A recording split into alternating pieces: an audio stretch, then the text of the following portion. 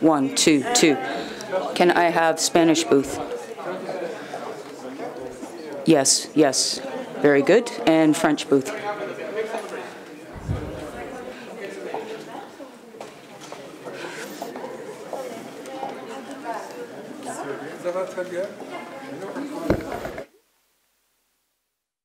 Can you try English for me, Claire?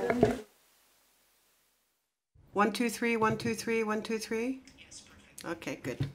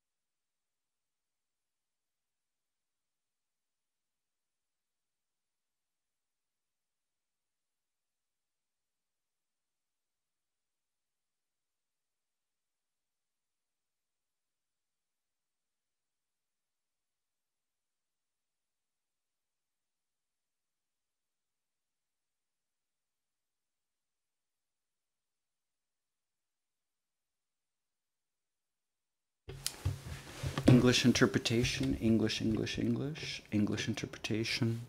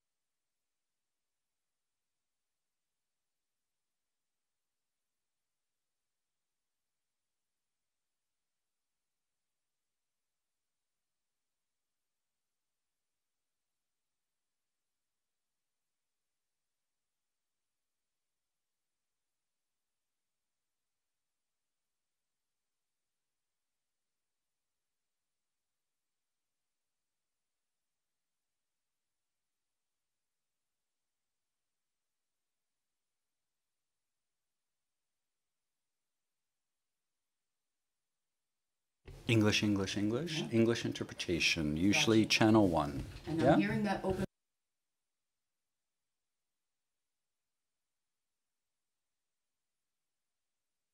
I'm speaking on French. I'm speaking on English now. English, channel 1.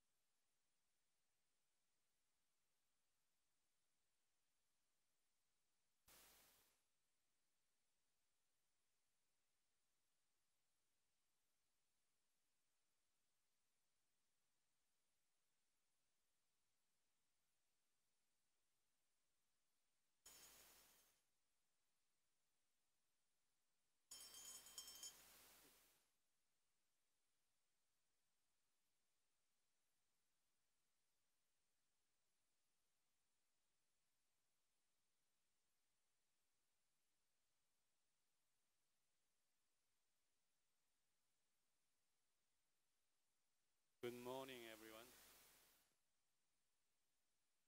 Do you hear me? No. Hello. Your Excellencies. Hello.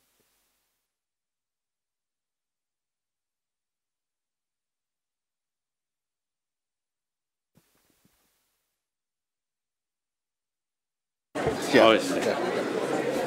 Oh, good morning, everyone. We are going to start this symposium.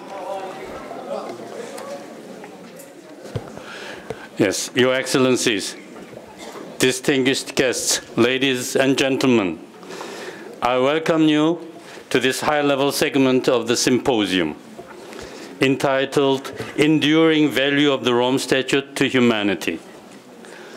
During this session, i.e. the section of high-level, the high-level segment, high-level representatives from diverse organs and regions of the world will speak on the lasting significance of the Rome Statute and offer reflections on ways the international community may revitalize efforts to ensure accountability for the gravest crimes. Before I give the floor to the speakers, there's a point I would like to make to the honorable speakers.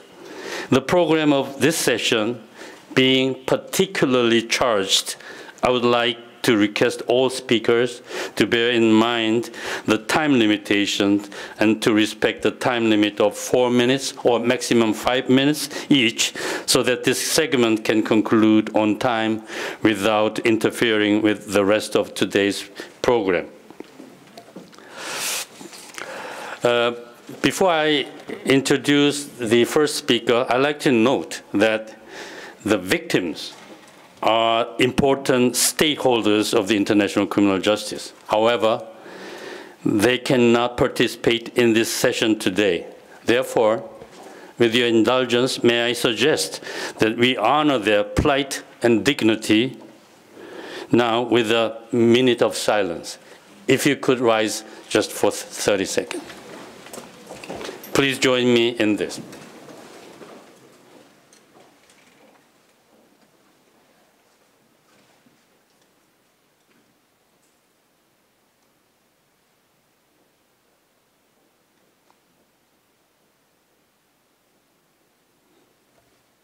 Thank you. You may be seated.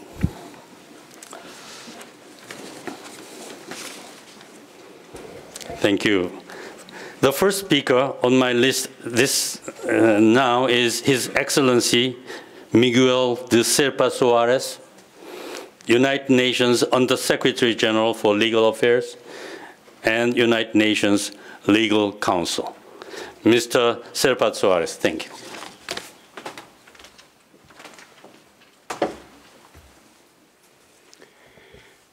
Excellencies, ladies and gentlemen, I'm honored to speak in the framework of the commemoration of the 20th anniversary of the adoption of the Statute, and in particular to reflect on the enduring value of the Rome Statute to humanity. In this regard, I would like to look at the past in my first remarks before turning to the present and to the future.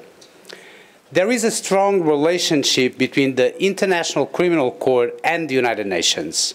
Some attribute the very creation of the court to the 1989 resolution of the General Assembly on transnational crimes and the establishment of an International Criminal Court with jurisdiction over such crimes, which revived the negotiation process that had been stalled for decades. Indeed, the 1989 resolution itself refers back to the work of the International Law Commission on a draft code of crimes against the peace and security of mankind, which started in 1947.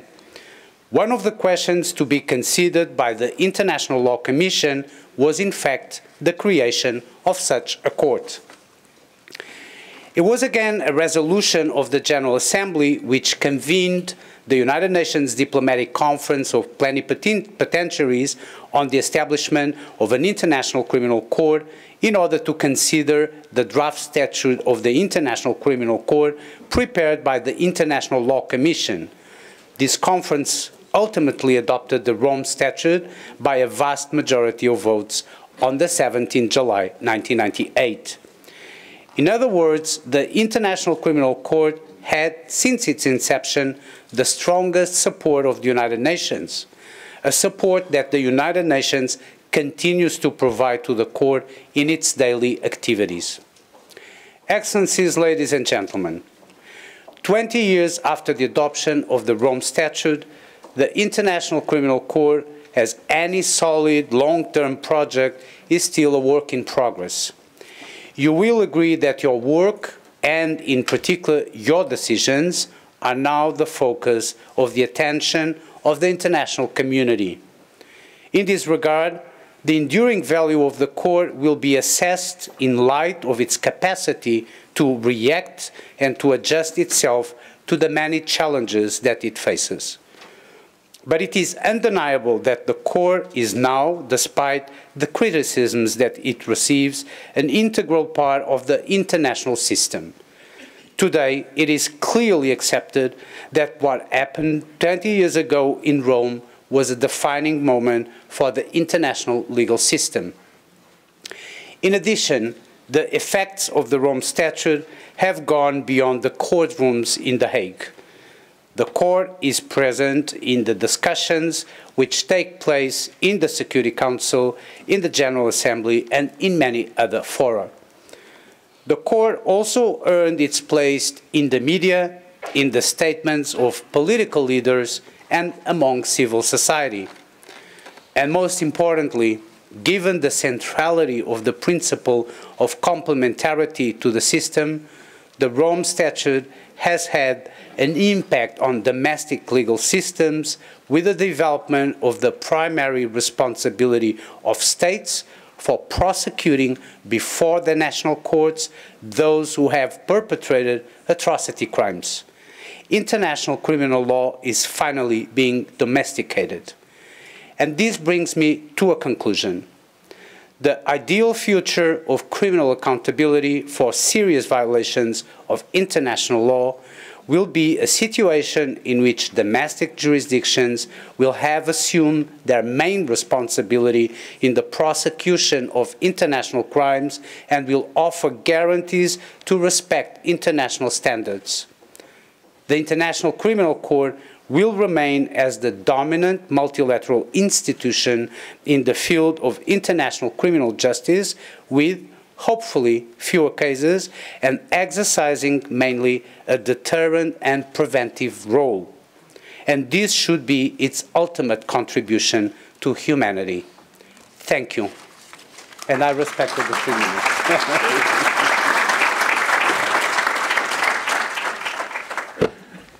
Thank you, Your Excellency, for your remarks and your compliance. Now I invite Mr. Moto Noguchi, Chair of the Board of Directors of the Trust Fund for Victims.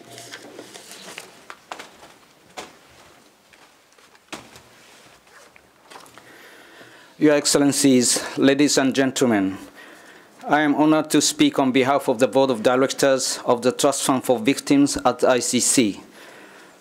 The promise of justice under the Rome Statute is for the dignity and well-being of victims who suffer the greatest harms from unspeakable crimes. The Trust Fund for Victims is a unique feature of the Rome Statute, specifically designed to bring justice to victims under the jurisdiction of the court. Over the past decades, the Trust Fund has provided physical and psychological rehabilitation and material support to more than 400,000 victims. This includes vocational training and education for former child soldiers, trauma-based counseling, health care, and financing for victims of sexual and gender-based violence, and conflict mediation for communities seeking resilience against reoccurrence. In the last few years, there has also been a remarkable development under the Trust Fund's reparations mandate. At present, there are 3 reparations orders to be implemented, namely in the Lubanga, Katanga, and Alumadi cases.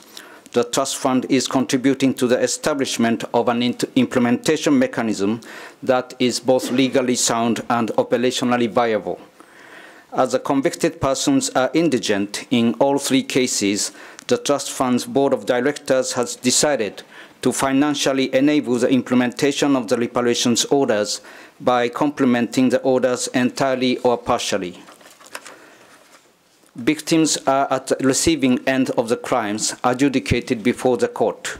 They must have ownership of the remedies for the harms suffered because they know what they need and how best to achieve it. As such, the Trust Fund will continue to use its 2 mandates in a way that best suits the circumstances of each situation. For example, following the acquittal of Mr. Bemba last month, the Trust Fund is accelerating the relaunch of its assistance mandate program in the Central African Republic. The priority will be put on addressing the harms suffered by victims in the Bemba case and victims of sexual and gender-based violence in the CAR 1 situation as a whole.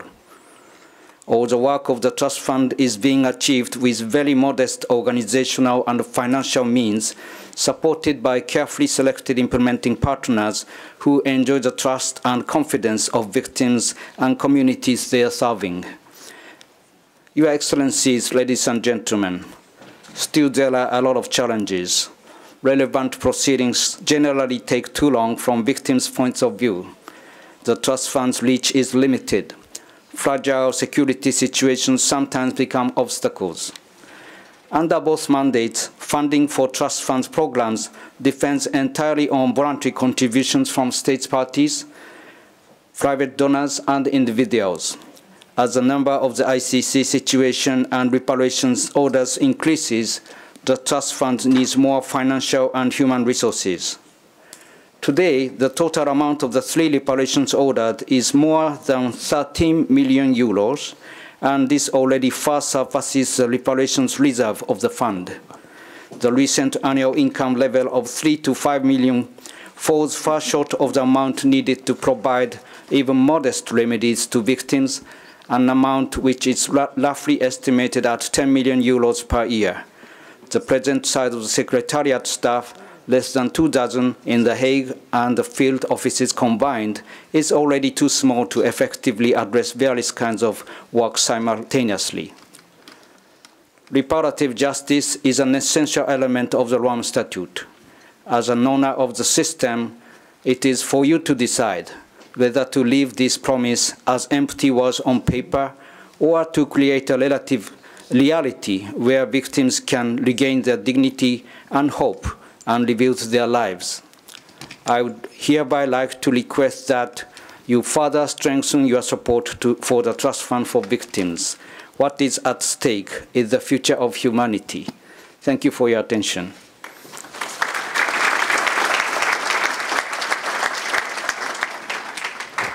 Thank you, Mr. Noguchi, for your relevant remarks. The next speaker on my list is the Speaker of the Parliament of Uganda, the Right Honorable Rebecca Kadaga. Madam. Yes.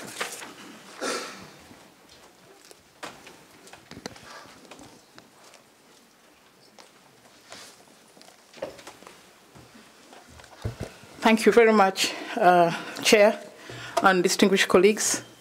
It's a pleasure to be here today, and I want to begin by reassuring the President that Uganda will not withdraw from the Rome Statute. We are going to continue working together.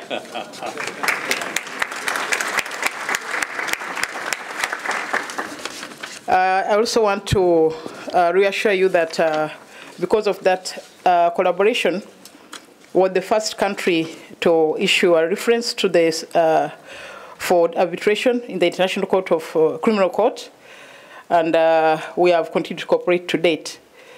We also went further as a country to establish the International Crimes Division in our judicial system so that it can address similar cases within the local jurisdiction. We have cooperated in the present case of one Dominic Ongwen, one of the indicted leaders of the Lord's Resistance Army, and he's here undergoing trial. Of course, we are part of the African Union, and there have sometimes been these difficult situations between the ICC and the African Union. There are areas of reservation. We believe that the one-size-fits-all approach to complex dynamics, as indicated today by the President of Nigeria and also the President of the Court, that we need to work together to see that justice is not sacrificed at the altar of peace, and peace also is not sacrificed at the altar of justice. The African countries have a number of occasions called upon the Court and the United Nations Security Council to strike a balance between the two concepts where the situation warrants, and we do hope that a time will come when this will be done. I also wish to say something about the visit of President Al-Bashir to Uganda. President Al-Bashir remains an important actor in the stability of the Republic of the Sudan, the Republic of South Sudan. Good relations with all countries in the region are essential to maintain peace and security, and the continuous engagement of all leaders, including President Al-Bashir, is both important and unavoidable. So we want you to understand that the regional dynamics require many of those players. Mr. President, there is an area I want to address under the Trust Fund. First, I want to thank the Trust Fund for Victims for supporting the people of Uganda to get rehabilitation, engage in some income-generating projects, and also to resettle. However, there is an area I want you to address under number 4, implement special initiatives for children born out of rape and children who themselves have been victimized by sexual and gender-based crimes under the ICC's jurisdiction, including access to basic services like education, nutrition support, and intergenerational responses and stigma reduction. There is a fundamental problem which I want the Trust Fund to address.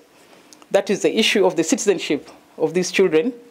For instance, a rebel grabs a woman in Congo, moves with her to Central African Republic, has a child there in the Central African Republic. Neither of the parents are citizens of the CAR.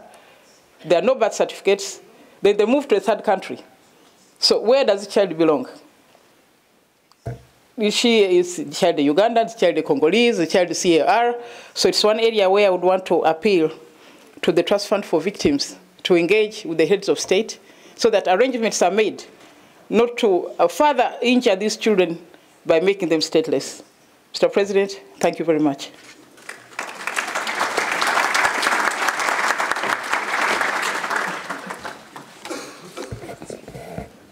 Thank you, Madam Speaker, for your remarks. I now invite the Speaker of the Parliament of Bangladesh, the Honorable Dr. Shireen Sharmin Chowdhury. You have the floor.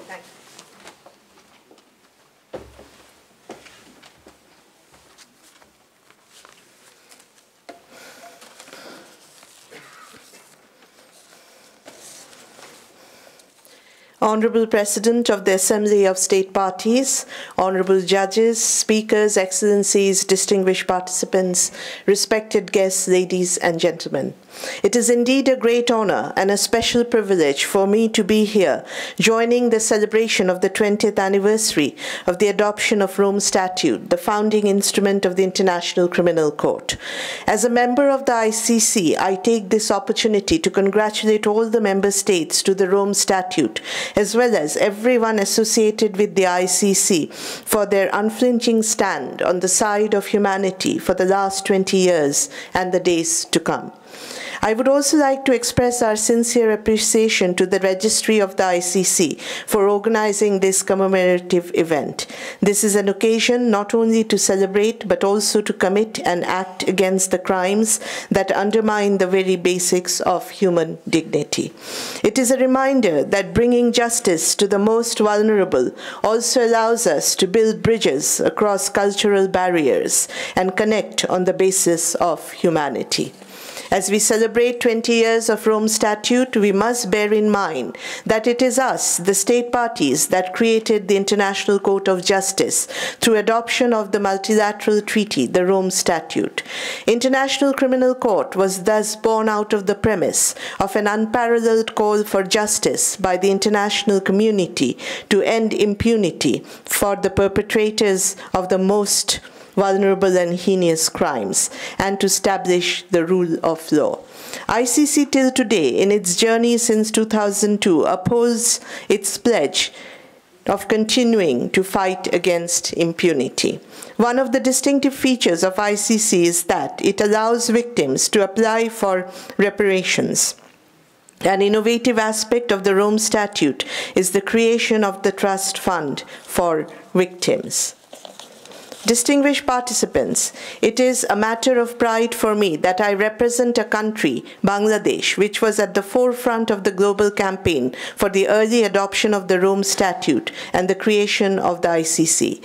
As a nation, we have committed ourselves towards bringing an end of impunity to the war crimes, genocides, crimes against humanity, and the crimes of aggression.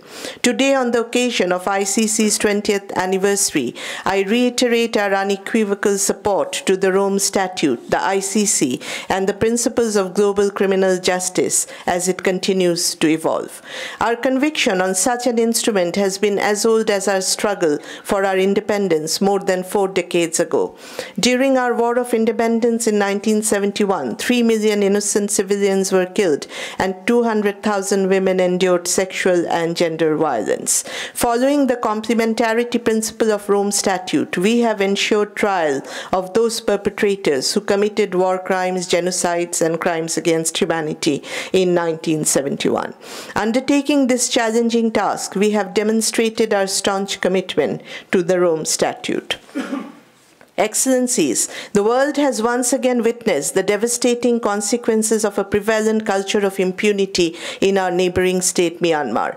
Since August 25, 2017, more than 1 million Rohingyas, majority of whom are women and children, have entered into our territory to flee from what the UN Special Advisors on the Prevention of Genocide and Responsibility to Protect have termed as atrocity crimes, and the UN High Commissioner for Human Rights as a textbook example of ethnic cleansing. The government of Bangladesh, with the support of international community, has extended massive humanitarian assistance to these Rohingyas. In tandem with international affairs, our government is looking forward to facilitating the voluntary return of the forcibly displaced Rohingyas to their homes in safety, security, and dignity. We are encouraged at the initiative of the prosecution seeking ruling on the application of jurisdiction on Myanmar, a non-member to ICC, for the crime of forced deportation of the Rohingyas to Bangladesh. As a party to the Rome Statute, Bangladesh has responded favorably to the invitation of the court and submitted relevant information to the pre-trial Chamber 1. Excellencies, as an ardent promoter of International Criminal Court, we recognize the importance of the universalization of the Rome Statute and remain ready to support the court in all its endeavors for achieving universalization. Excellencies, we are committed towards creating a world free from discrimination, suffering, and injustice. Bangladesh looks forward to working together with all towards achieving that goal, which is to put an end to impunity and ensure that the perpetrators of the world's most heinous crimes are brought to justice. We must work together to build a peaceful and secure world. I want to conclude with a quote of Mary Wollstonecraft. It is justice, not charity, that is wanting in the world. Thank you for your attention.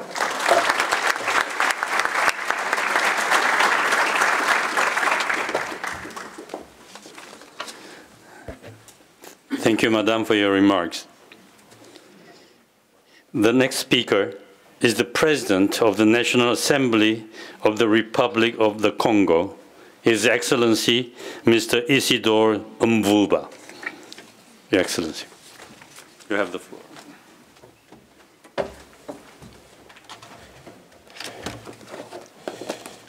Merci, Monsieur le Président. Excellences, Mesdames et Messieurs, je voudrais avant tout remercier les autorités de la Cour pénale internationale pour l'occasion qui m'est donnée de prendre la parole en ce lieu de mémoire et du droit, dans le pays d'adoption de cœur de Baruch Spinoza. Le 20e anniversaire du Statut de Rome est une occasion de choix pour une réflexion profonde sur les fondements juridiques et politiques de la CPI. L'idée d'une justice pénale internationale exercée par des tribunaux internationaux fait suite à la volonté de certaines nations du monde à rendre justice sur des crimes de guerre, des crimes contre l'humanité perpétrés pendant la Deuxième Guerre mondiale. Déjà à cette époque, certains États affirmaient leur réticence à mettre en place un système commun de justice internationale de peur d'aliéner une partie de leur souveraineté. Malgré tout, le concept d'une justice pénale internationale a néanmoins fait son chemin jusqu'au traité de Rome. Le traité de Rome est né d'une idée généreuse et noble pour sortir des ténèbres de la loi du plus fort. Ce fut, il faut avouer, une avancée notoire. Comme l'histoire a un sens, comme l'esprit triomphe toujours de l'épée, cette longue nuit de ténèbres n'a pas résisté à la période de lumière qui va favoriser la promotion des droits de l'homme. Au bout de 20 ans d'existence, la Cour pénale internationale se trouve aujourd'hui à la croisée de chemins. Elle fait face à son histoire. L'entrée en vigueur du Statut de Rome en 2002 a donné une forte impulsion à la répression contre les crimes de génocide, les crimes de guerre et les crimes contre l'humanité. Mais depuis lors, peut-on affirmer que la CPI est œuvrée sans faiblesse pour une justice plus équitable dans le monde? S'est-elle saisie de tous les crimes ayant touché la communauté internationale en tout lieu? Ces bonnes questions méritent tout naturellement des bonnes réponses. À ce titre, la CPI se doit de renforcer son software dans son rôle de prévention et de dissuasion. L'intention d'un certain nombre d'États de sortir de la CPI doit inviter à une réflexion informée sur le bilan de cette prestigieuse institution. En effet, le fait que la Cour pénale internationale dépend de certains États pour son financement n'aliène-t-il pas son indépendance? Peut-elle échapper à l'ordonnancement actuel du monde? Je fais allusion à l'omnipotence des États membres permanents du Conseil de sécurité qui peuvent, par le biais du droit de veto, étouffer la mise en examen de certains justiciables. Le fait que sur 18 affaires en cours de jugement à la CPI, les 2 tiers concerneraient les États africains est-il de nature à rassurer les Africains? La CPI gagnerait à changer de braquet. Et ce changement passe en outre par l'indépendance financière de l'institution, un changement qui peut être porté par la réforme des Nations Unies, celle qui concerne la composition du Conseil de sécurité. Le statut de Rome, il faut le dire, doit, et c'est ma conviction, connaître des réformes. Quelques sujets de doctrine peuvent à cette occasion être évoqués tels que l'immunité des chefs d'État en fonction. Le cas du président Al-Bashir a été évoqué ici dans cette salle. Il y a nécessité d'aller vers un renouveau dans la coopération entre les États et la CPI. Le reviendrait ainsi à la vocation originelle de la CPI. Pour tout dire, il serait judicieux de mettre en place un droit international et une justice commune de nature à s'imposer à toutes les puissances sans que ces dernières n'aient à choisir d'y adhérer ou non. Monsieur le Président, j'espère humblement que cette modeste contribution va enrichir le débat autour de cette grande institution dont l'humanité a fortement besoin. Je vous remercie.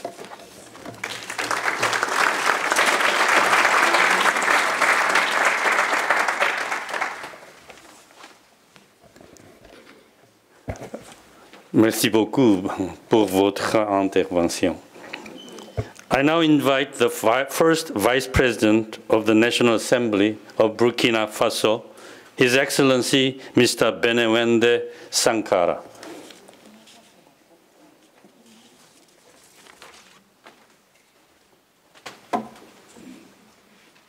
Merci.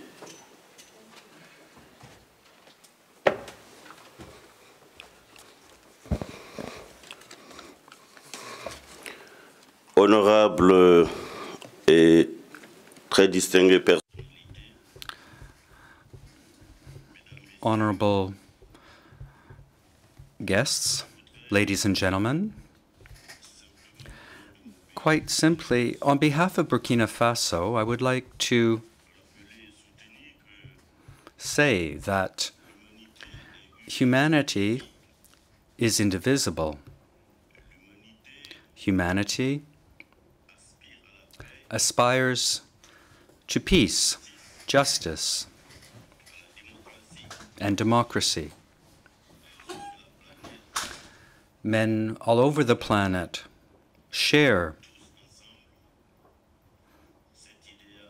men and women share this ideal of justice and truth. Unfortunately, that has not always been the case. As we have seen, we've seen the violence, the assaults,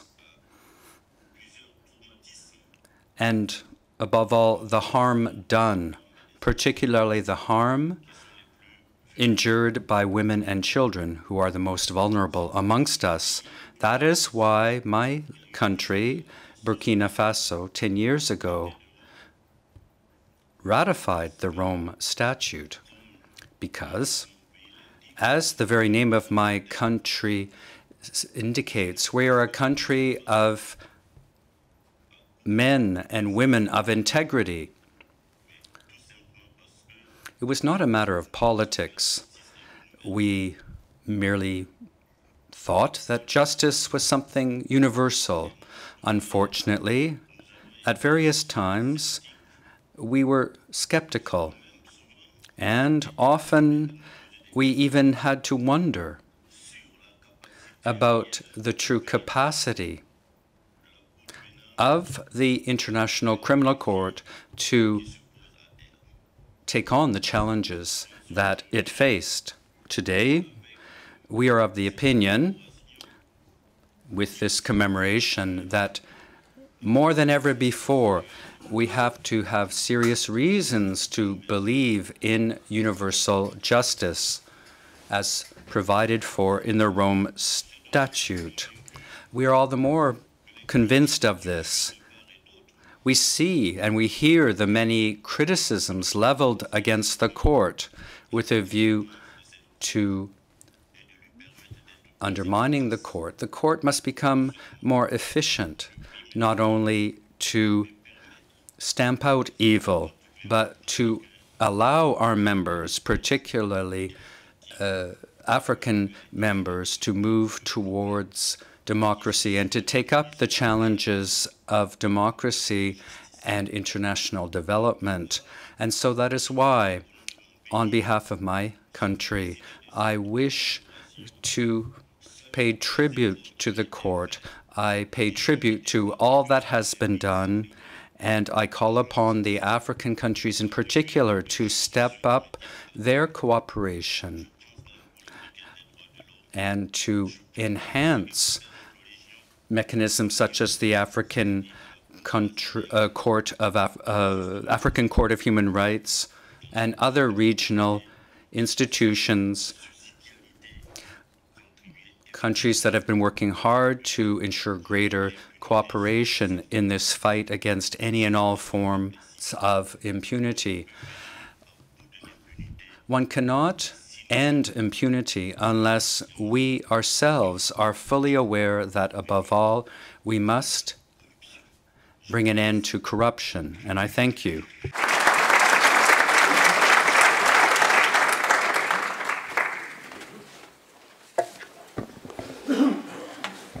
Merci beaucoup pour votre intervention. Maintenant, j'invite la ministre des Affaires étrangères de la République démocratique du Congo, Son Excellence, Monsieur Léonard Okitundu, à prendre la parole.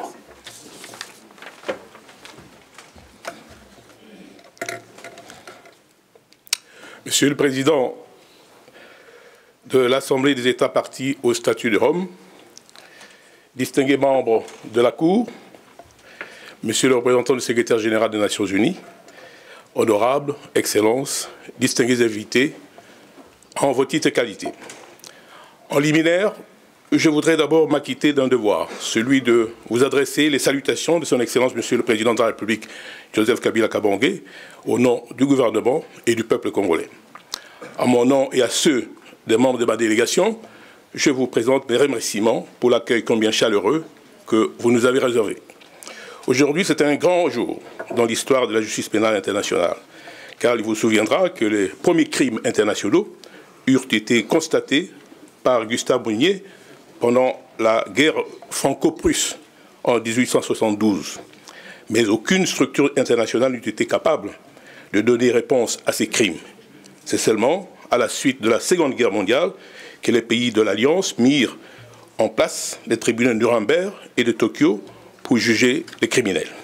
Ensuite, plusieurs autres tentatives étaient restées sans succès avant la naissance de la Cour pénale internationale, dont nous commémorons aujourd'hui le 20e anniversaire.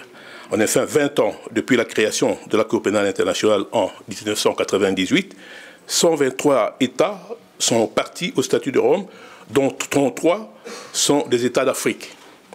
Malgré les embûches et critiques des divers genres, la Cour pénale internationale continue de s'affirmer. Ce tableau est rassurant pour l'humanité car la Cour consolide sa position de juridiction pénale internationale de premier rang. La République démocratique du Congo, mon pays, a déposé son instrument de ratification au statut de Rome, la Cour pénale internationale, le 11 avril 2002, acte qui a permis aux 10 statuts d'entrer en vigueur. Et depuis cette date, elle reste attachée à ses engagements. En effet, déjà en avril 2004, elle avait adressé sa requête de renvoi à la Cour et y avait déféré la situation qui prévaut sur son territoire depuis le 1er juillet 2002. Of the 1st of July 2002. Then, in August, it continued to work for the furtherance of national justice and also for complementarity with the International Criminal Court. This has been testified by exemplary cooperation with the court as reflected in the promulgation of the implementation regulations pertaining to the Rome Statute within the internal domestic jurisdictions.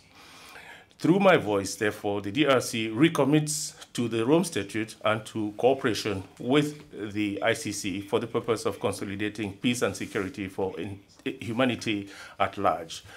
My country, in that connection, calls on all the international stakeholders to work for the consolidation of the ICC with a view to strengthening our belief in the existence of international law and international justice. That is why, for the future, the ICC must meet certain fundamental challenges which have been identified previously. For example, the challenge of the perception of the ICC across the world. The fictitious trials of yesterday contribute to an understanding of this issue. There are challenges pertaining to the mandate of the court, challenges pertaining to the freezing of assets, the challenges of normalizing relations with the African Union, challenges pertaining to the protection of witnesses, challenges pertaining to the support to victims through state parties and the Trust Fund for Victims. And then there is also the issue pertaining to the matter pertaining to the officials of the ICC in their deliberations. Now, ladies and gentlemen, distinguished guests, let me conclude by saying that the court is an essential pillar of the international criminal system for the furtherance of justice and peace in a world where there will be no crime, a world where there will be peace and security for all humanity. That is why my country wishes long life and efficiency to the ICC. Thank you for your kind attention.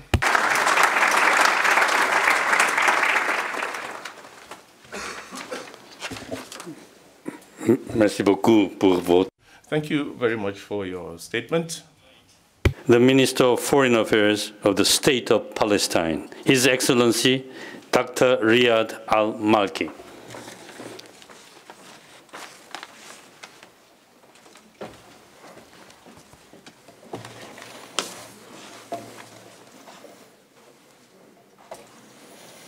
Thank you.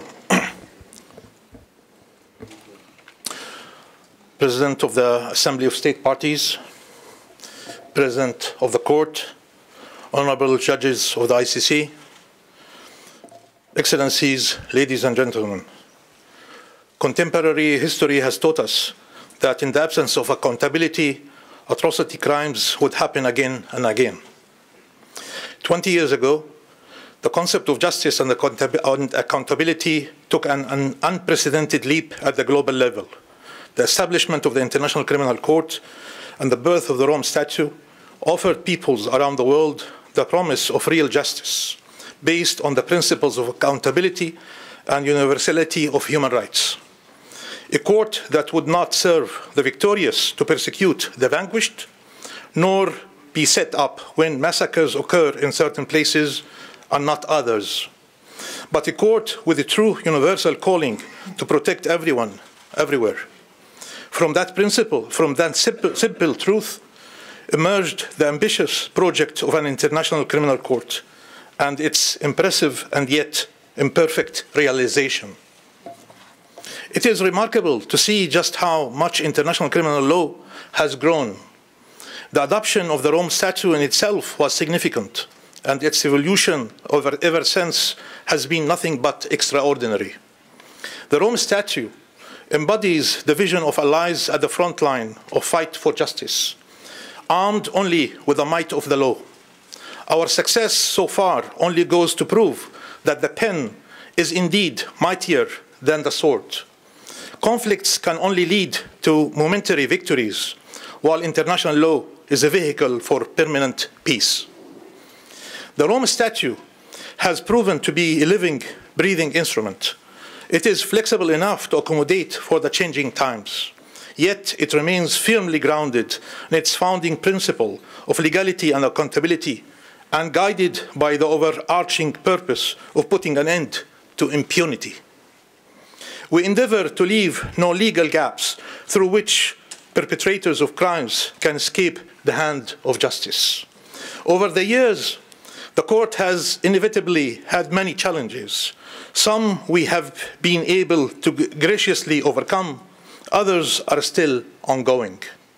For one, we continue to confront the tremendous challenge to the very essence of justice, represented in delayed justice, which, as many of you agree, is justice denied.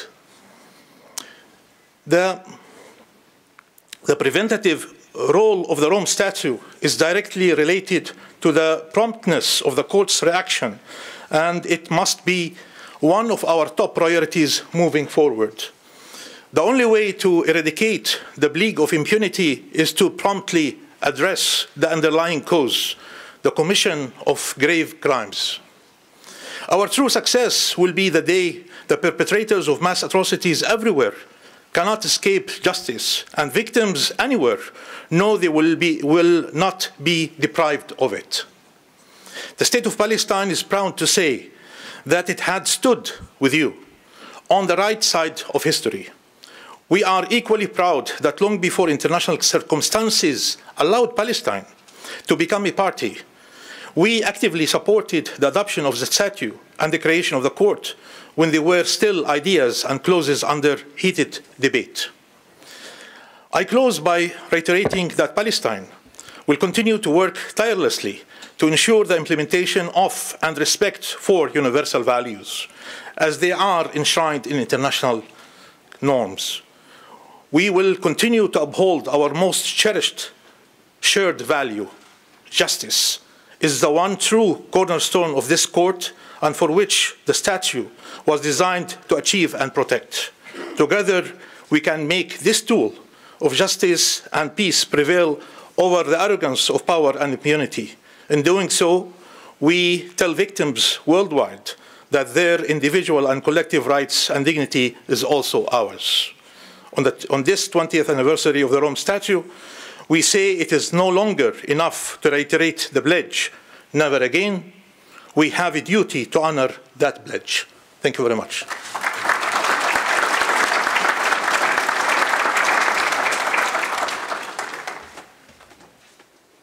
Thank you, Minister, for your remarks. Now I invite the Parliamentary Vice Minister for Foreign Affairs of Japan, the Honorable Manabu Horii.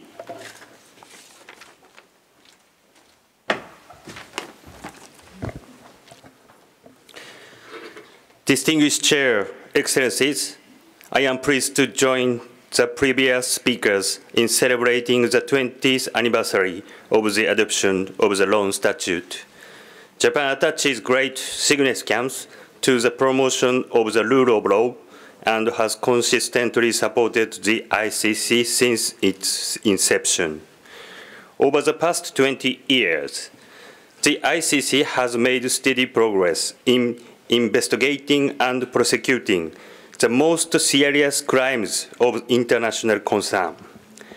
I am proud that Japan has been supporting the activities of the court in many ways.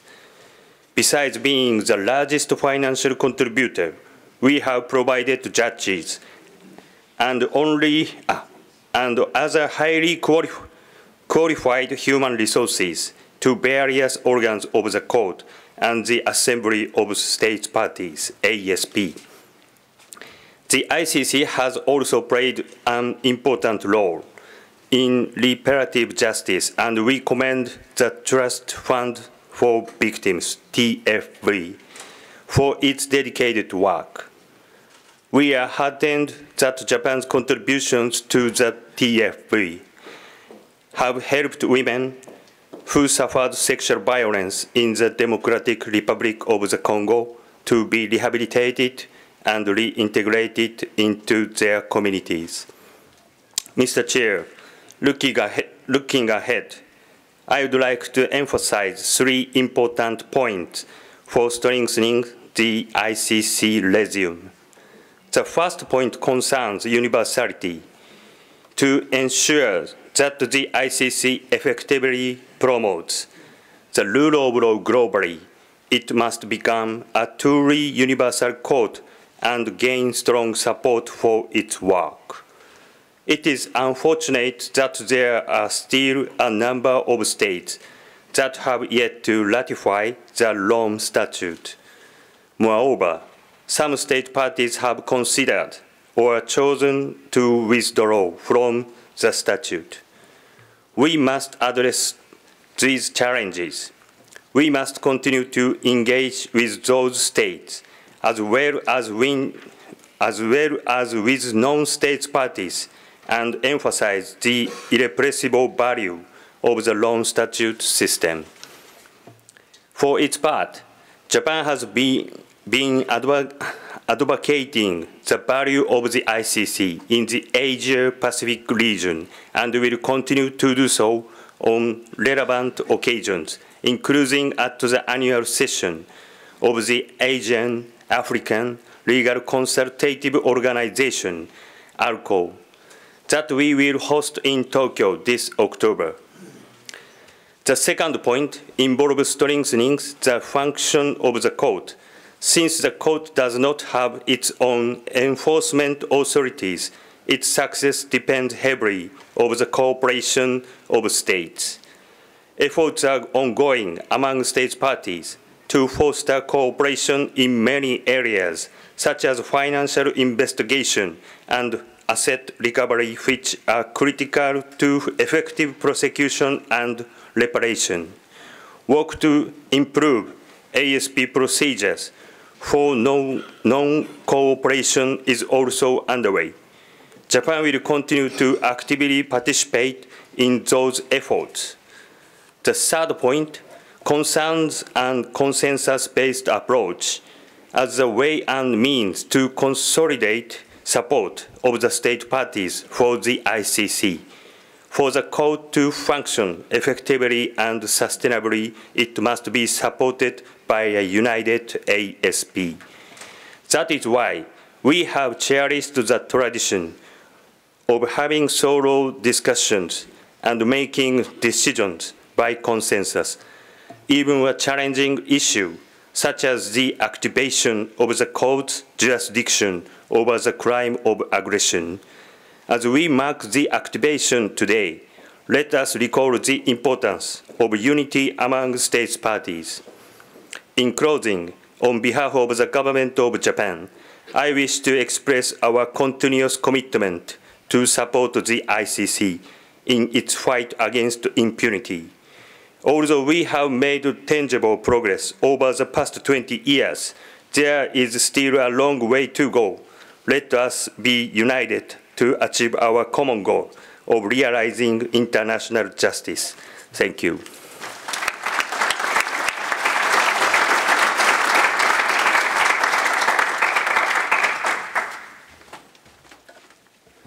Thank you, Vice Minister, for your remarks. I now invite the State Secretary of Foreign Affairs of Denmark, His Excellency Jonas Bering Liisberg.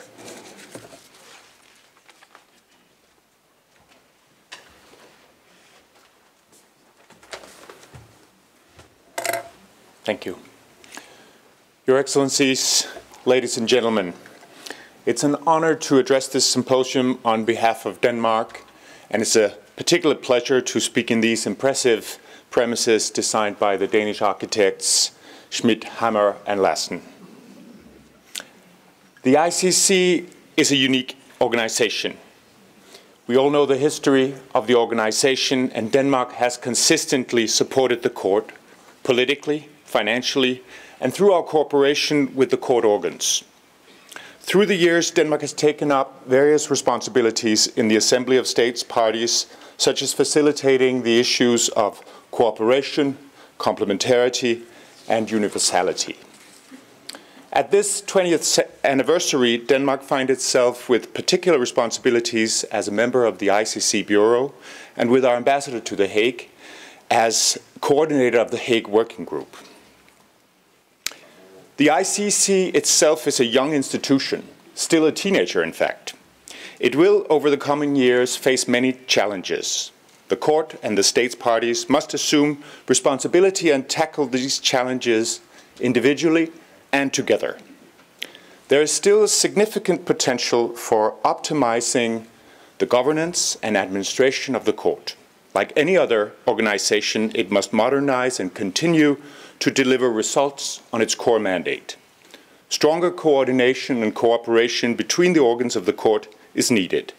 States parties must provide a strong framework and, speaking candidly, sometimes push the court to give maximum effect and impact to the resources at its disposal.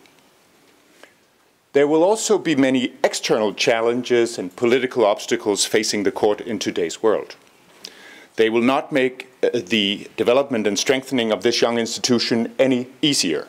States parties must come together in support of the court. It is essential for the court to be able to carry out its work in an independent, impartial, and fair manner.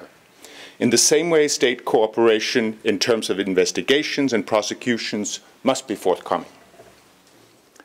These external and internal challenges and elements are closely related. They impact one another, and both sets of challenges must be addressed.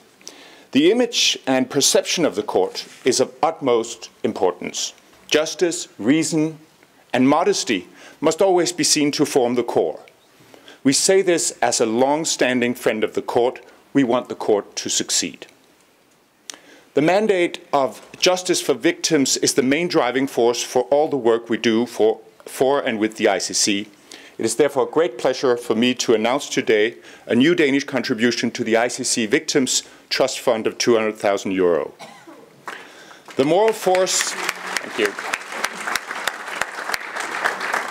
The moral force of the court comes from always remembering that victims have the right to justice, and we all have the right to say never again.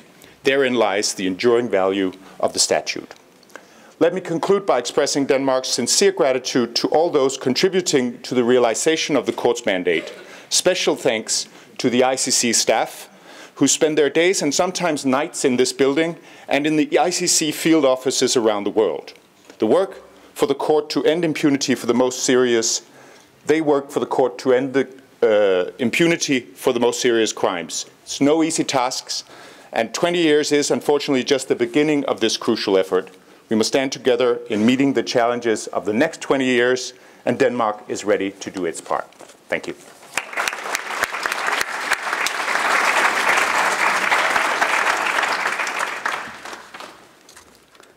Thank you for your remarks.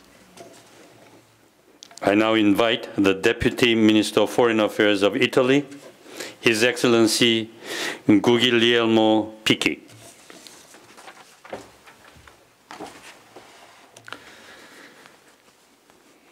Mr. President, Excellencies, I would like to thank you, the Secretariat of the International Criminal Court, for organizing this commemoration of the 20th anniversary of the adoption of the Rome Statute. This is a very significant initiative, not only to remember that historic moment, but above all to reaffirm our strong support of the Court, its activities and its principles. Over the last decades, the nature of conflicts has changed, resulting in a tragic increase of war crimes and crimes against humanity. In too many conflicts, today the civilian population is ruthlessly attacked and often becomes the main target of violence. In this context, the ICC and international criminal justice, more generally, provides a fundamental contribution to the maintenance of peace and security, as well as to the protection and promotion of human rights. There is a very close link between justice and peace. Holding perpetrators of international crimes accountable and guaranteeing justice for victims is essential to break the cycle of violence, rebuild torn communities, and achieve sustainable peace. Accountability is also a key tool to effectively prevent the recurrence of mass atrocities. The International Criminal Court is crucial in the fight against impunity. Through several historic judgments, it has substantially contributed to the progressive developments of international law, for example, by recognizing sexual and gender-based violence and the destruction of historical and cultural heritage in situations of conflict as war crimes. We cannot hide that there are critical issues that must be addressed. However, the value of the court is indisputable, and its promotion and protection remains the aspect on which to focus attention and work. Many countries have not signed and ratified the statute yet. Some state parties have decided to withdraw or have expressed their intention to do so. Therefore, it is crucial that we continue with determination to promote the universality of the court, as well as to work to strengthen the court's mandate. In this respect, the activation of the jurisdiction of the court on the crime of aggression, decided by the Assembly of States Parties last December, is a fundamental result to reaffirm our never again to words of aggression and to protect the victims of armed conflicts. It is imperative for all of us, therefore, to remain strongly committed to supporting the court, which is and must always be one of the main instruments at our disposal to promote the diffusion and respect for peace, security, sustainable development, and protection of human dignity and rights, as well as to preserve a rules-based international order. Italy played a major role in establishing of the court, including the hosting of the diplomatic conference that adopted the Rome Statute. Moreover, since the activation of the court in 2002, 3 Italian judges have given their qualified contribution to its activity. Italy has also supported the International Criminal Court in multilateral context, most recently by holding the Vice President of the Assembly of States Party from 2014 and 2017.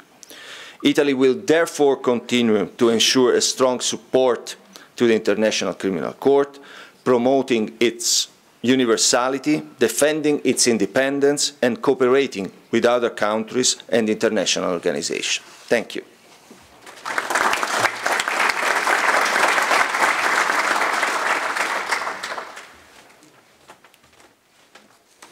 Thank you for your intervention. I now invite the Minister of Justice of Afghanistan, His Excellency Dr. Al-Bashir Anwar. You have the floor.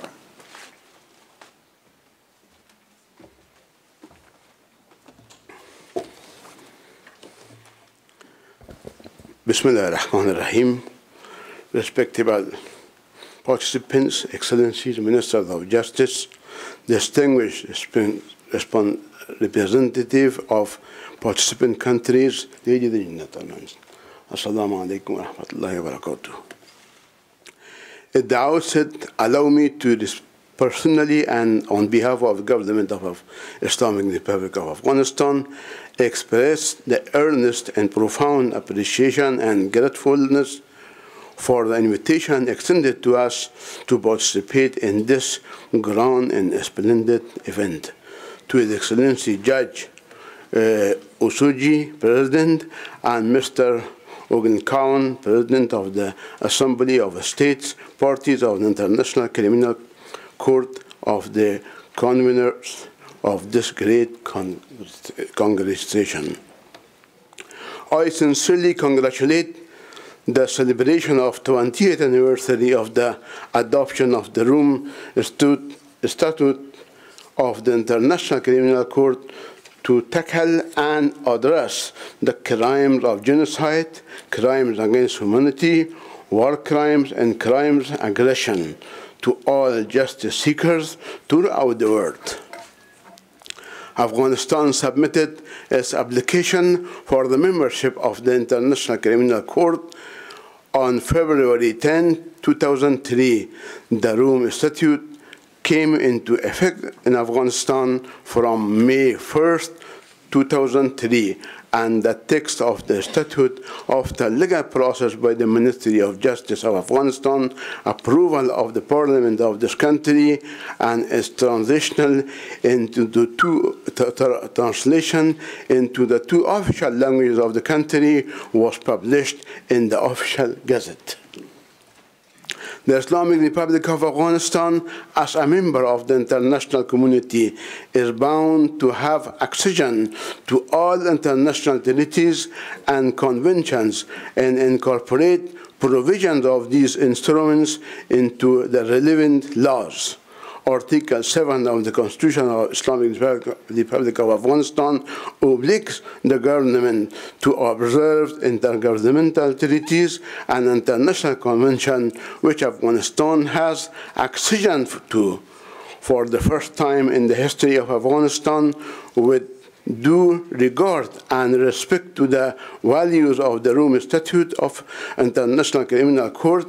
The crimes set forth in Rome Statute, including crimes of genocide, crimes against humanity, war crimes, and crimes against the state, have been included in the newly codified Penal Code of Afghanistan. In the Penal Code of Afghanistan, all common international principles have been observed, and on the basis of this, one of the main sections of the Penal Code that encompass 4 chapters has been codified in full consistency with the Rome Statute. This is itself a vivid indication of the commitment of the Islamic Republic of Afghanistan in the implementing the provision of the Rome Statute, as well as fulfilling its obligations towards the international community. Notwithstanding the fact that the statutory limitation period has been investigated as a principle for a collapse of crime and punishment in other crimes, the Criminal Procedure Code of Afghanistan has not subjected the crimes included in the Rome Statute to the passage of time, a statutory limitation, due to their high importance and significance. Creation of such a legal structure for further cooperation with the International Criminal Court reveals the fact that Afghanistan is earnestly willing to promote further cooperation with the International Criminal Court, having an aim to investigate, address, and process crimes that fall within the jurisdiction of the court. Last but not least, I would like to express my warm and deepest gratitude and thankfulness to International Criminal Court for organizing this tremendous gathering for the purpose of maintaining the value of the Rome Statute and combating crimes against humanity and injustices in the world. I wish further success and achievement to the organization of this conference and all participants. Assalamu alaikum wa rahmatullahi wa barakatuh.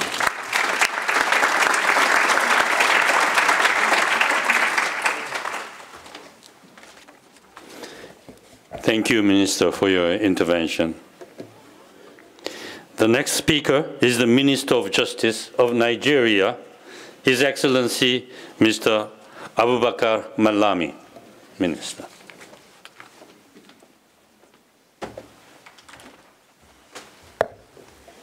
The President of the International Criminal Court, the President of the State Parties, Honorable Judges of the International Criminal Court, the Prosecutor, ICC, let me humbly stand on the existing protocols as established by previous speakers. First and foremost, let me express my sincere gratitude for the invitation to take part in this high-level symposium and to express opinion on the topic, enduring value of Rome Statute to humanity. In order to appreciate the value of the Rome Statute to humanity, it is important to first have a critical reflection of the unimaginable and other atrocities that characterized especially the Second World War. History has it that in the average, about 50 to 80 million people were massacred, some in gas chambers, during the Second World War. Till date, some parts of the world are still experiencing the horrors and aftermath of the use of dangerous weapons, including weapons of mass destruction that were deployed in the prosecution of the wars. These atrocities were perpetrated indiscriminately and with a very high level of impunity. Such levels of atrocities were carried out because infrastructure, such as the International Criminal Court, were copiously non-existent at the time, thereby creating the leeway to committing these heinous crimes without accountability. The perpetrators of the grave atrocities of First and Second World Wars were, however, mistaken, because little did they know that trials such as that which took place in Nuremberg, Germany, will ever happen. Thus, with the establishment of the International Criminal Court 20 years ago, such level of atrocities and impunity perpetrated during the First and Second World Wars have been curbed. Now it can be said that never again will the world witness the level of indiscriminate killings hitherto perpetrated. Thereafter, wars have been fought and are still being fought, but with great caution, to ensure that the Rome Statute and other humanitarian laws are not violated, and where violated, there are legal frameworks and institutions to rely on for punishing the perpetrators. In a nutshell, therefore, the Rome Statute has provided a legal framework which defines and criminalizes crimes against humanity, war crimes, genocide, and with the recent adoption of the Kampala Amendment to the Rome Statute, the crime of aggression. Through the establishment of the International Criminal Court, the Rome Statute provides the platform for bringing violators to accountability. The most important achievement of the Rome Statute for humanity is the assurance it gives to victims of atrocious crimes by ensuring that those who perpetrate heinous crimes against them will not go unpunished, but will be held accountable for their crimes. In conclusion, roughly 73 years have elapsed since the end of the Second World War, yet there has not been the Third World War. Therefore, the Rome Statute and other humanitarian laws must be credited for ensuring the prevalence of relative peace in the world. Thank you for listening.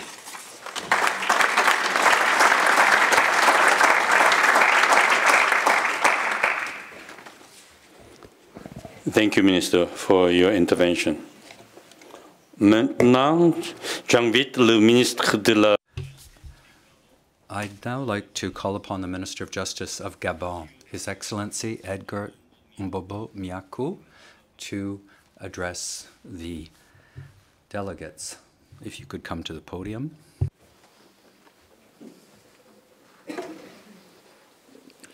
Monsieur le Président, Mr. President of the International Criminal Court, Mr. President of the Assembly of States Parties, Madam Prosecutor,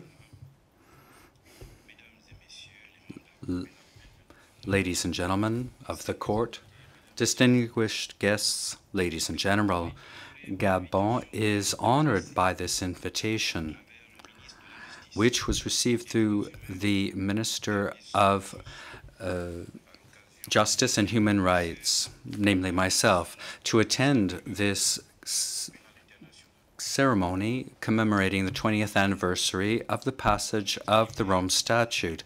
On behalf of the highest authorities of my country, I wish to, in particular, on behalf of Ali Bongo, the President of Gabon, I wish to extend our thanks for this opportunity to exchange views with high-level representatives of other countries, regional authorities, representatives of human rights organizations, and other players within civil society.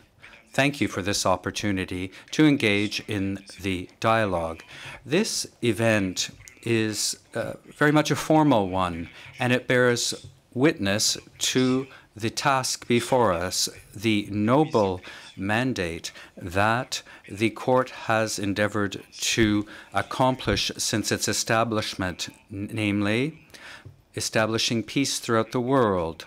The people of Gabon are deeply attached to the values of peace and thus endorsed and ratified the Rome Statute. We wish to take this opportunity to affirm once again our unwavering support for the Rome Statute and the International Criminal Court. What is more, despite criticisms leveled against the court, I think this is the right moment to state once again that the court plays a crucial role in peacekeeping throughout the world, and in particular, it plays an important role ending impunity and bringing justice to the world. The highest authorities of my country have been working tirelessly to ensure that peace remains and is enhanced.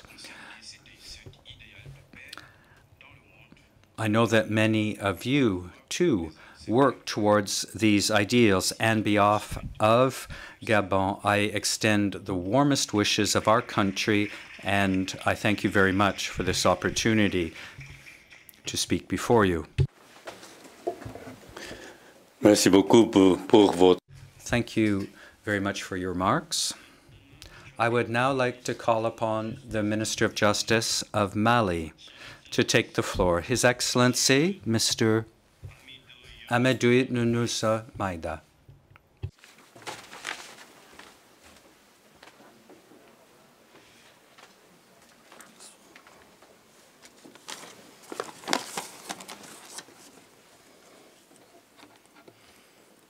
Excellence. Your Excellencies, Mr. President, Your Excellencies, Madam Prosecutor, honorable judges, I would suppose all the judges are here as well. Ladies and gentlemen, please do not be frustrated. I'm saying good morning to everyone. The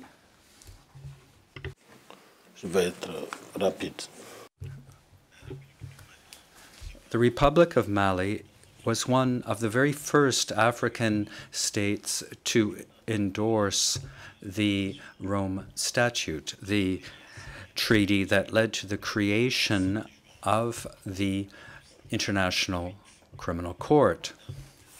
We signed the statute on the 17th of July, 1998. The statute was ratified by our country on the 16th of January, 2002.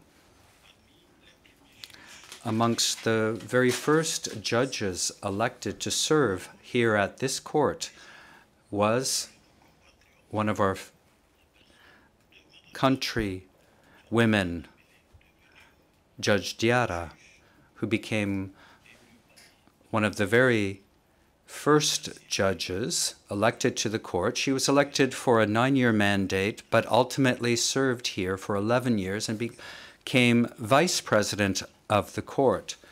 Your Excellencies, ladies and gentlemen, in 2001, a number of Rome Statute crimes were included in the Criminal Code of Mali in accordance with Article 5 of the Rome Statute. On the 8th of January 2004, Mali ratified the agreement relating to immunities and privileges of the International Criminal Court.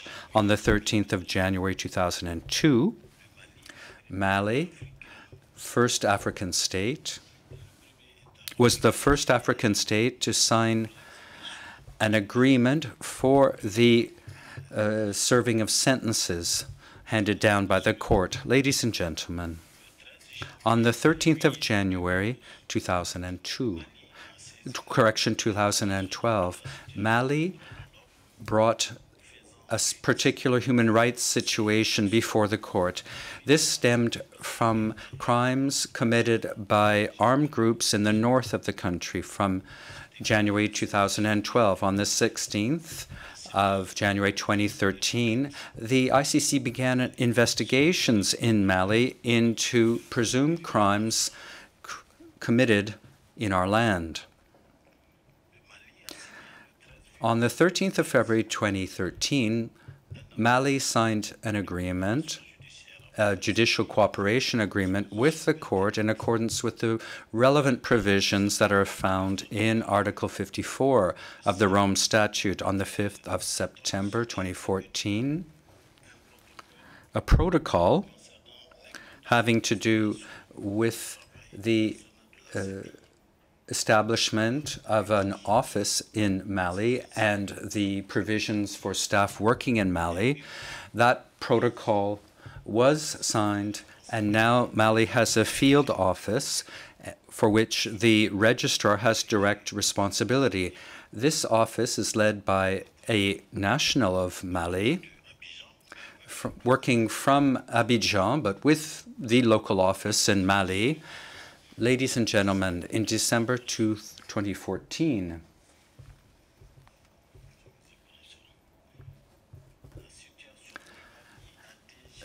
the situation in Mali led to two cases before the court. Al-Fakim Al-Mahdi, who was arrested and ultimately transferred to the court from Niamey, Niger. The other case has to do with Al-Hassan, who was arrested and then transferred to the court from Mali. With respect to cooperation and judicial assistance with the International Criminal Court,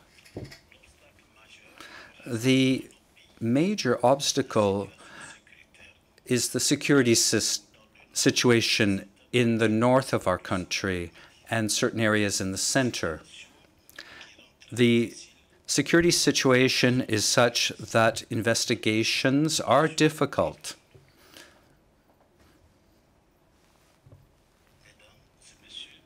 Ladies and gentlemen,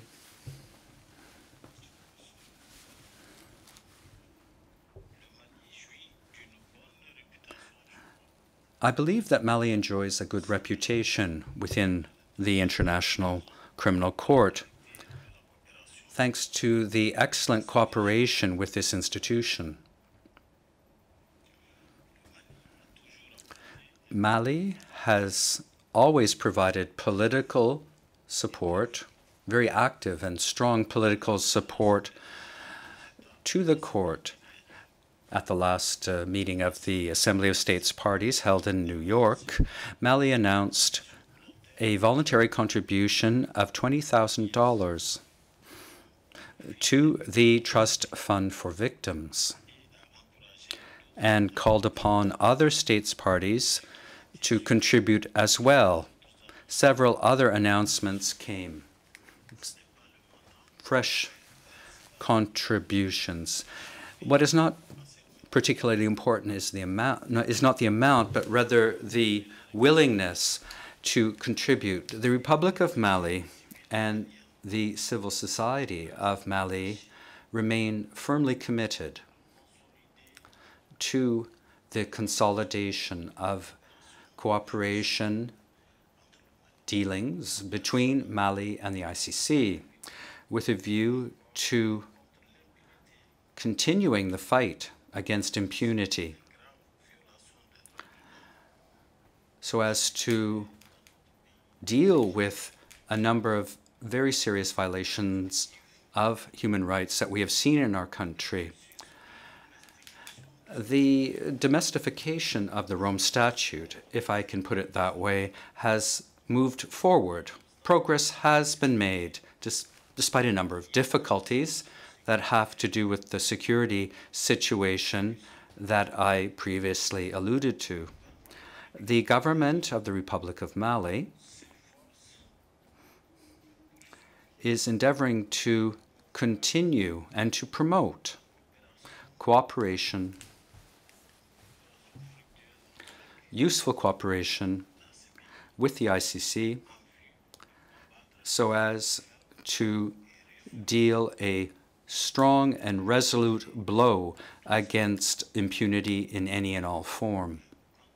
You can count on our resolve in this regard, and I thank you very much.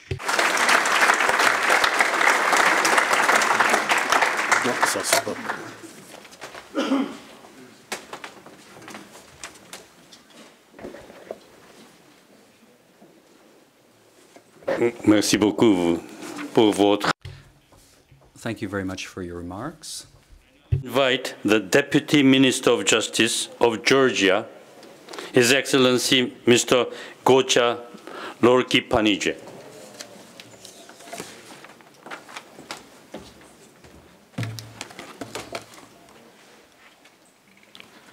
Excellencies, honorable judges, Madam Prosecutor, Mr. Registrar.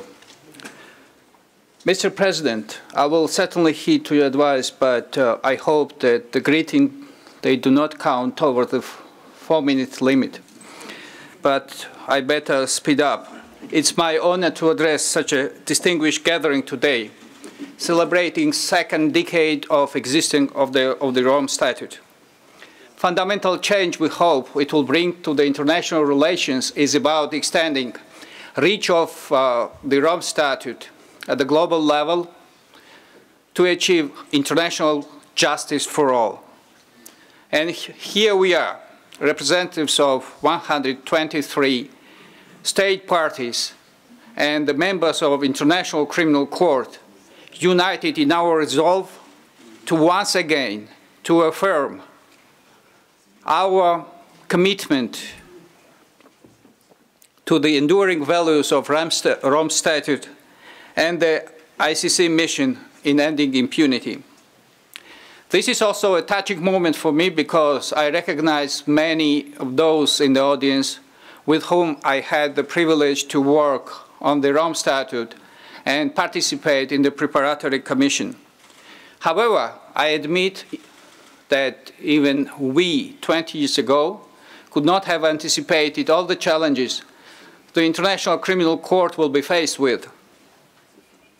Yet, given the track record of this institution during this period, we should have every confidence that the powers vested in the International Criminal Court by the Rome Statute are used in the best interest of international justice and peace. This needs to be extended to my own country, where demand for international justice is long overdue, and where the ICC Prosecutor's Office pursues the first ever investigation in Europe into the crimes of the 2008 war against Georgia. Mr. President, International Criminal Court cannot be better than the state parties, since its effectiveness rests on the solid foundation of cooperation with the latter based on complementarity. We do part of our job. In the context of 2008 war investigation, based on efficient labor distribution, we cooperate with the ICC Prosecutor's Office, Registry, Trust Fund for Victims, the civil society, and local and international NGOs, as well as engage our partners, other parties of the Rome Statute, to support the court and related institutions by increasing and strengthening its institutional and budgetary means to effectively perform its mandate. Therefore, by the next commemoration of the Rome Statute, we have good reasons to believe that we will have a better world produced in particular by the efforts of the better International Criminal Court. Thank you.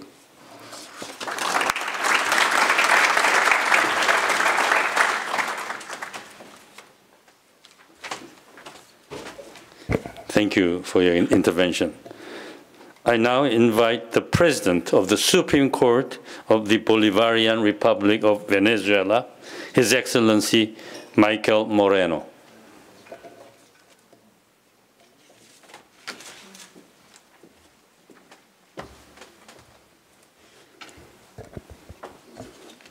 Gracias, señor presidente. Thank you, Mr. President. Distinguished guests, ladies and gentlemen. It is an honor for me to take part at this celebration of the 20th anniversary of the adoption of the Rome Statute and to lead the delegation from the Bolivarian Republic of Venezuela on this occasion. The Bolivarian Republic of Venezuela ratified the Rome Statute on June 7th, 2000. It was the first country in Latin America to do so, and the 11th worldwide. The statute came into force in our country on July the 1st, 2002. Sir, today, as was also the case in the past, we all agree on the fact that the most serious crimes are in and of themselves a threat to peace, to security, and to the well-being of mankind, and that they cannot remain unpunished. To that effect, international cooperation is crucial to ensure that all those who perpetrate these crimes are duly held accountable for them. Venezuela renews its firm commitment with the Rome Statute, as we have done for the last 2 decades. We are fully committed to doing whatever is necessary so that the International Criminal Court can act and can deal with the most serious crimes that affect the whole of the international community. Remembering always the complementarity and due respect that must be given to national criminal jurisdictions. Our Constitution has established that the defense and the protection of human rights are to be applied at all levels of our legislation. Our country is a democratic and social state where law and justice are the key values of its legal system. The respect for life, freedom, justice, equality, solidarity, democracy, social responsibility, and human rights in general are the most important values to be defended. Venezuela reaffirms the principles of the United Nations Charter, also, and more specifically, that all states will abstain from resorting to threats or to the use of force against the territorial integrity or the political independence of any other state. This is also stated in the preamble of the Rome Statute. Venezuela would also remember that and remind everyone that none of the elements in the Rome Statute should be understood in the sense that a state party can intervene in situations of armed conflict or in the internal affairs of another state. Venezuela is fully aware to the challenges which the International Criminal Court is currently facing, including the need to achieve full universality, as well as strengthening the different elements, the different bodies within the international legal system through an inclusive approach, also in terms of the staff at all the levels, bearing in mind the equal distribution and equal gender balance as well. The International Criminal Court should be managed on the basis of independence, transparency, and efficiency. The commitments that the Bolivarian Republic Republic of Venezuela has taken on and the principles that have inspired the Rome Statute are fully valid today and have not changed in the last 20 years. Venezuela played an important role in negotiations that led to the adoption of the Rome Statute. It was one of the key players in the diplomatic conference of plenipotentiary representatives held in Rome from June 15th to July 17th, 1998.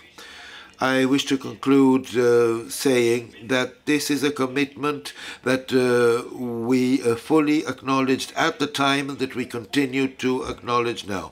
On behalf of the Bolivarian Republic of Venezuela, I wish to thank all those who have had the happy idea of commemorating this important anniversary, and also here in The Hague, which is a city duly and justly renowned as a capital of justice. Many thanks.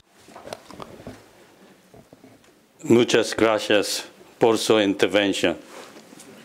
I now invite the Supreme Public Prosecutor of the Czech Republic, Mr. Pavel Zeman.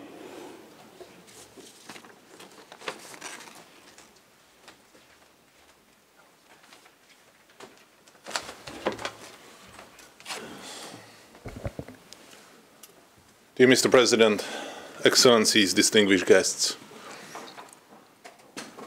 I suppose I am the last speaker for the lunch, so I'll try to be really short, because I can see in you that you would like to go and to have a break. You know, the Czech Republic is strongly committed to the idea of international criminal justice, in particular ICC. Given our country's historical experience with perpetration of serious crimes under international law and serious human rights abuses, we consider the ICC to be irreplaceable. The current 123 states parties have created a unique, coherent system to combat impunity at the national and international level, framed by the principle of complementarity. As we continue to witness crimes under international law being committed in different parts of the world, I believe that the role of the ICC is becoming more important than ever. With all of the success that the court has achieved so far, there are still some remaining challenges, and let me just mention a couple. There are situations which are out of reach of the ICC, and the absence of jurisdiction is depriving victims of the justice to be delivered. This is certainly something that should be improved. The political will to refer those situations to the ICC is necessary. The ICC, as a judicial body, cannot do its job when it does not have jurisdiction. Nevertheless, opening a referral of a situation to the ICC is just a starting point. The cooperation of states under ICC's jurisdiction remains crucial. The cooperation is both a legal obligation and practical need in order for the court to be efficient.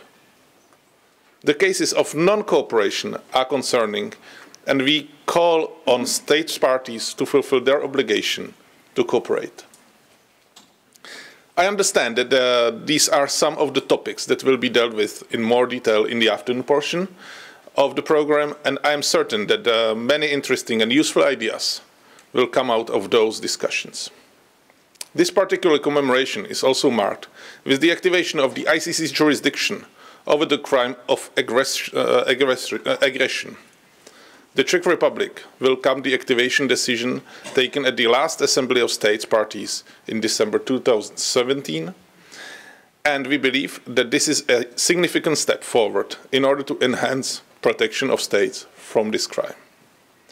I would like to use this opportunity to express our thanks and gratitude to all of you, judges, diplomats, members of the academia, non-governmental organizations, the ICC staff and others, who have over the last 20 years helped to build the court into the indispensable institution that is today.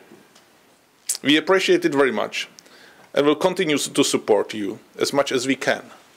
You know, today is 20th birthday of ICC, so we should deliver a wish. I'm not going to sing the happy birthday song because I can't really think. But we should deliver a wish to ICC. And you know, for me, and I'm really a big believer in justice, not only on this, in the state, but also in the world. And for me, justice is one of the powers in a country, according to the classic division of powers. I wish ICC to become a judicial power in the world, supported, but not only supported, but also respected by all countries around the world. Thank you for your attention.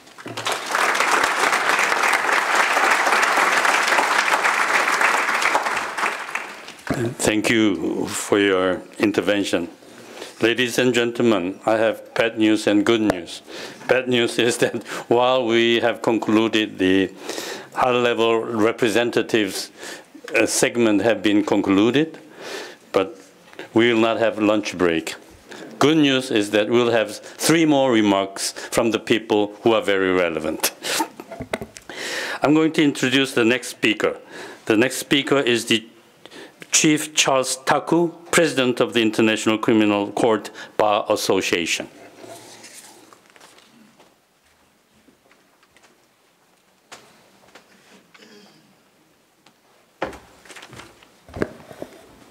Excellence, Your Excellencies, in my capacity as President of the ICC Bar Association, and on behalf of the Executive Bureau of the Association, on behalf of the members of the bar present across all countries, almost of the world, I want to wish you all a very happy 20th anniversary of the Rome Statute. The association was established in 2016 and serves as a collective voice for counsel and support staff. The association was accorded recognition by the Assembly of State Parties of the Rome Statute in its first year, with the important mandate to represent victims and defense counsel and support staff appearing before the International Criminal Court. Through that recognition, the ASP provided the victims and defense counsel before the ICC a structured international institutional framework within which to participate in the realization of the objectives of the Rome Statute. The 20th anniversary of the Rome Statute is a unique occasion for the International Criminal Court Bar Association to strongly reaffirm our unwavering support for the universal values that inspired the state parties to establish the Rome Statute. The Rome Statute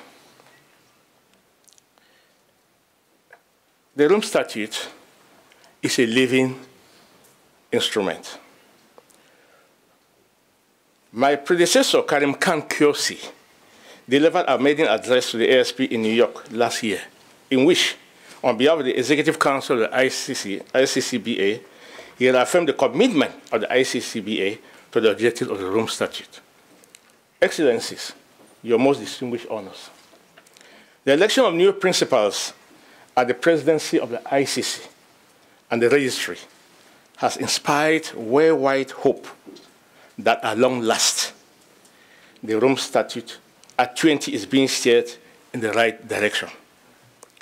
The world is watching, so do we. The ICCBA strongly supports the ongoing reforms that the court principals have embarked upon. These reforms, coming at the threshold of the 20th anniversary of the Rome Statute, inspires renewed hope in the original objectives of the Rome Statute and the future of the ICC that was established to realize those objectives. The signing of the Rome Statute 20 years ago was a milestone in history. At this junction, it is a perfect opportunity to reflect upon the achievements of the international criminal justice system, which it embodies, as well as prepare for the challenges ahead in an ever-changing world. The world community placed their hopes in the system created by the Rome Statute, And every actor in the court has a role to play. The ICCBA reaffirms its commitment to achieving the objectives of the statute and also to being a strong partner with the ICC and the ICC principals on the journey on the realization of the Executive Order Treaty for a more just world.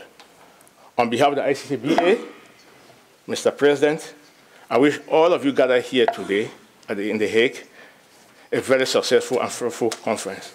Thanks very much.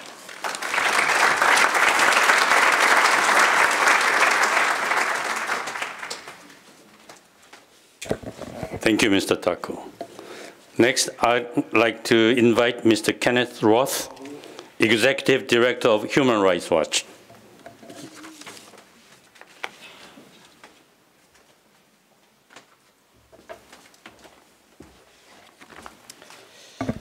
Thank you. It is testament to the period of global optimism in which the Rome Conference was held that some people wondered whether the International Criminal Court would ever be needed. Perhaps, they hoped, the horrors of the 20th century were behind us. Today, however, it's become clear that we need this court more than ever. In one conflict or crisis after another, we see horrific brutality.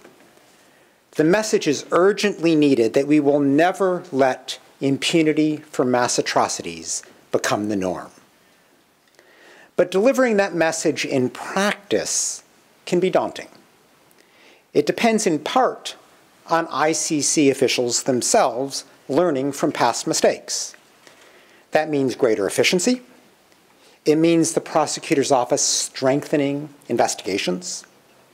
It means better outreach to affected communities, so the Rome Statute's provisions on victims' rights will be realized.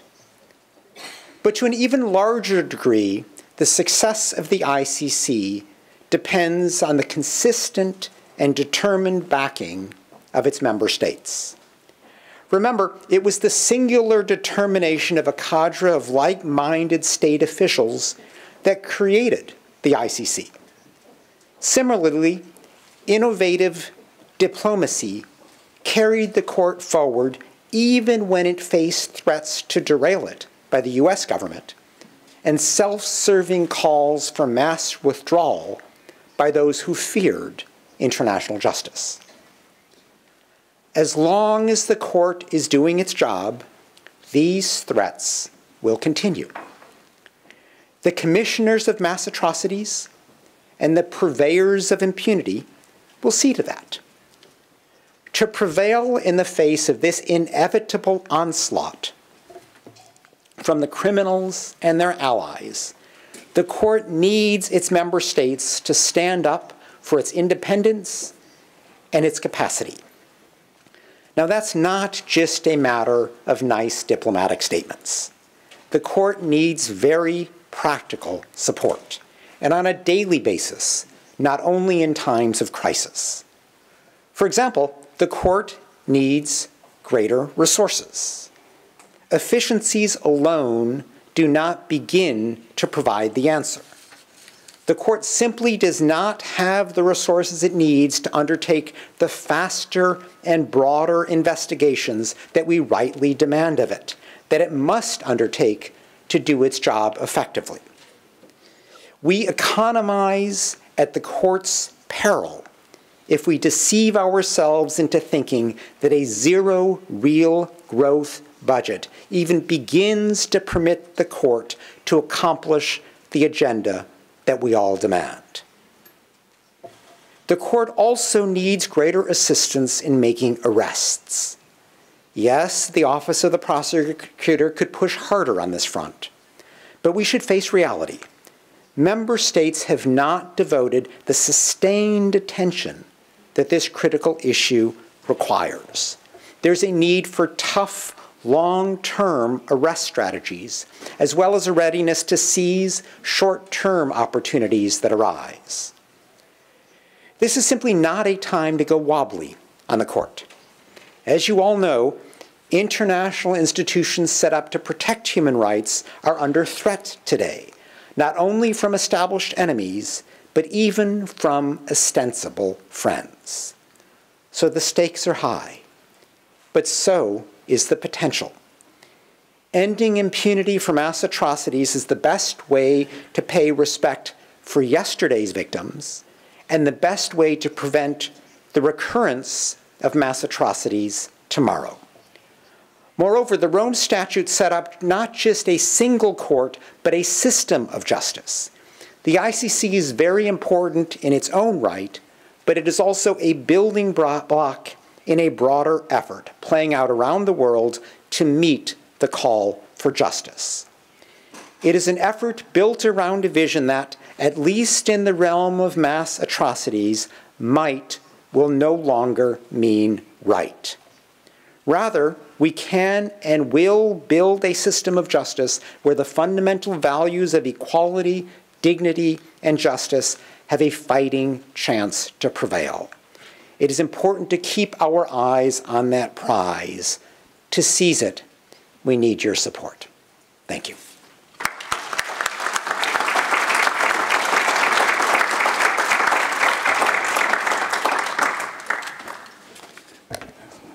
Thank you, Mr. Roth, for your insightful remarks.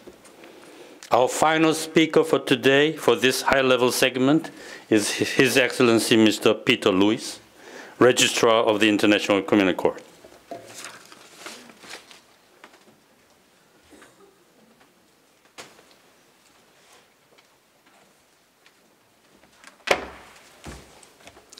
Mr. President, Your Excellencies, ladies and gentlemen, it's right and proper today that we celebrate the actions of those who dreamed of this court 20 years ago and those who've worked so tirelessly in the last 20 years to build this new system of international criminal justice. And perhaps on a more parochial level for us here in The Hague, have produced this beautiful building so that we can all be here present today. But if we are to ensure that the Rome Statute continues to mean something to humanity, there is obviously far more for us all to do. Clearly, from all the interventions we've had today, we must do more to increase and extend the jurisdiction of the court. We talk about universality, but not, as we know, not everyone in the world enjoys the peace and justice that the Rome Statute offers. For the state parties, we clearly need to do more. If we're really serious about complementarity and we want to strengthen the rule of the law, more is required, not just to embed the provisions of the Rome Statute in our domestic jurisdictions, but to ensure we have the cooperation that is the lifeblood of this court. For the court, our enduring value to humanity will only be guaranteed if we not only become a beacon for the rule of law and international justice and in an increasingly troubled world, but we also become a beacon for the efficient administration of international criminal justice. We owe it to those who created the court to endure. We owe it to the UN and other international organizations to remain relevant. We owe it to the state parties to strive for excellence. But most of all, we owe it to victims of the gravest crimes to fulfill their hope for justice. Thank you, Mr. President.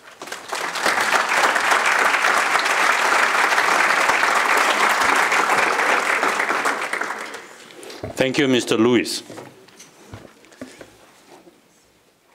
This concludes our high-level segment today.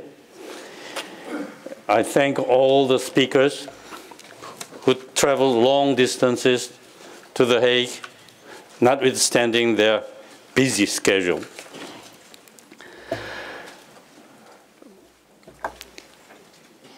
I will skip all these other comments, but I thank you all the participants for your patience, and please enjoy your lunch. Thank you very much.